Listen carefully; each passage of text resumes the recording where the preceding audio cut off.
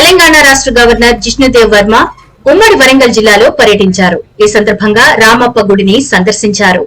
మహా అద్భుతమైన కట్టడం రామప్ప అని, ఇంతటి శిల్పకళను ఎక్కడా చూడలేదని గవర్నర్ జిష్ణుదేవ్ వర్మ అన్నారు.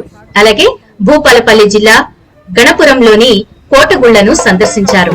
మంత్రి సీతక్క, మహబూబాబాద్ ఎంపీ బలరాం నాయక్, భూపాలపల్లి, భద్రాచలం ఎమ్మెల్యేలు గంట సత్యనారాయణరావు, తెల్లం వెంకట్రావుతో కలిసి సందర్శించారు. రామప్ప ఆలయ గార్డెన్ లో పోలీసుల గౌరవ వందనం స్వీకరించిన అనంతరం దేవాదాయ శాఖ అధికారులు, అర్చకులు పూర్ణ కుంభ స్వాగతం పలికి ప్రత్యేక పూజలు నిర్వహించారు.